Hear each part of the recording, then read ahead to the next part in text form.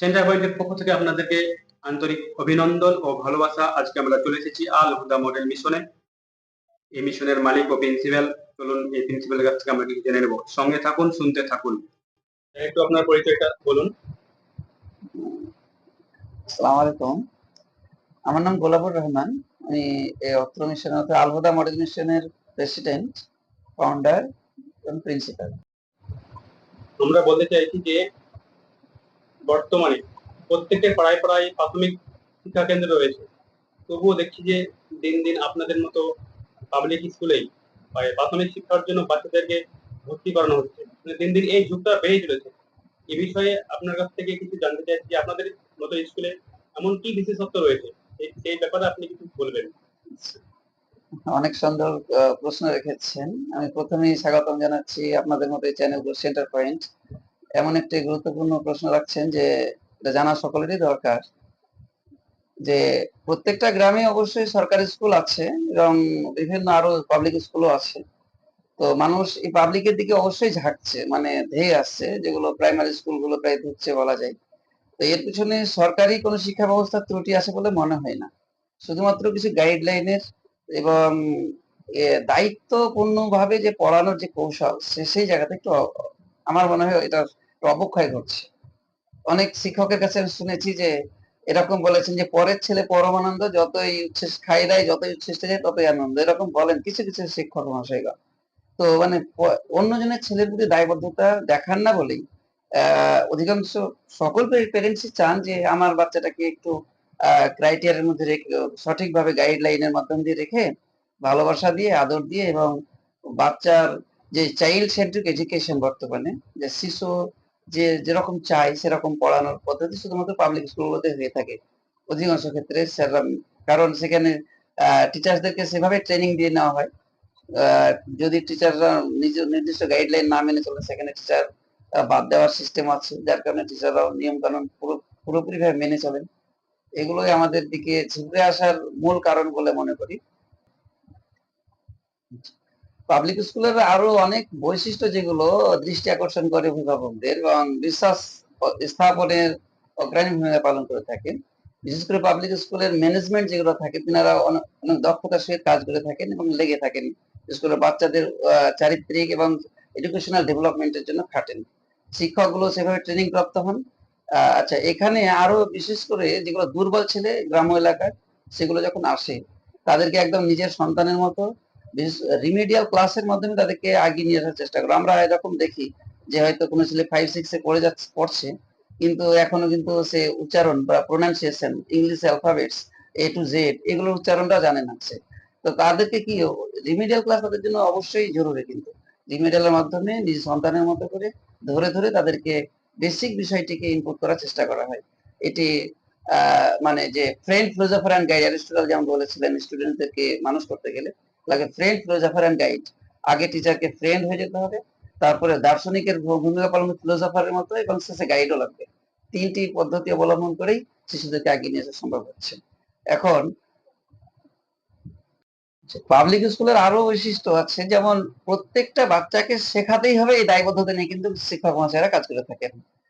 এই যে শেখানোর যে কৌশল, যেমন উনি পড়াচ্ছেন, ক্লাসে ঢুকে আধ ঘন্টা যদি পড়ান, তো পড়ালেন, নতুন পড়া দিলেন, বিগত দিনের পড়া আপডেট দেখলেন, ভুলগুলো কারেকশন করলেন এবং আগামী দিনের জন্য আবার হোমওয়ার্ক দিলেন। এই যে নিয়ম প্রতিদিনের একটা আপডেট আদান প্রদান পিতা মাতার সঙ্গে, এবং সেই সঙ্গে এখন সোশ্যাল মিডিয়ার যুগ, ডিজিটাল ডিজিটাল যুগ, আমাদের যে কাজগুলো হচ্ছে সেগুলো হোয়াটসঅ্যাপের মাধ্যমে গ্রুপ করা থাকে গার্জেনকে, তাদেরকে হোমওয়ার্ক গুলো পাঠানো, আমাদের টিচার মেনটেন্যান্সের যে খাতাগুলো থাকে সেখানে স্যার কি পড়ালেন, টিচারদেরও একদম পুঙ্খানুপুঙ্খ ভাবে নিয়ম কানুন মেনে চলতে হয়। যিনি পড়ালেন ওগুলো আপডেট জমা করলেন, শেষে আগামী দিনের জন্য কি পড়াবেন তার জন্য লেসন প্ল্যান, এগুলো খুব গুরুত্বপূর্ণ ভূমিকা পালন করে বাচ্চার একজন পরিপূর্ণ ডেভেলপমেন্টের জন্য।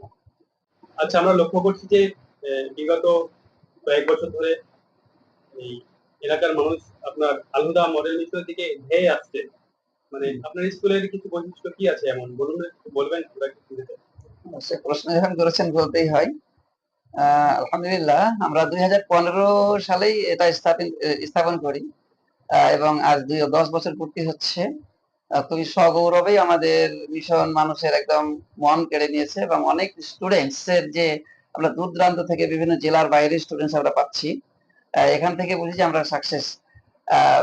এখানে আসার পিছনে যেসব কারণগুলি আছে, আমরা সাধারণত দিনী ও আধুনিক শিক্ষাটিকে একসঙ্গে আমরা কম্বাইন্ড করি, অর্থাৎ ইসলামিক শিক্ষা যে বিষয়টি, মানে একজন বাচ্চাকে, যেহেতু বিশেষ করে মুসলিম ধর্মাবলম্বী যারা, তাদেরকে দিনী ও আধুনিক শিক্ষা একসঙ্গে যদি দেওয়া যায়, তাহলে সেই ছেলেটি বড় হয়ে কখনো অপ্রীতিকর কোনো ঘটনা সে ঘটাতে পারে না। পিতামাতার প্রতি যেটা দায়বদ্ধতা আছে, নেশন জাতির প্রতি, দেশের প্রতি যে ভালোবাসা, এটা কিন্তু মোরাল এডুকেশনের মাধ্যমে দেওয়া সম্ভব হয়। এটা আমাদের অন্যতম একটি বৈশিষ্ট্য মনে করতে পারেন।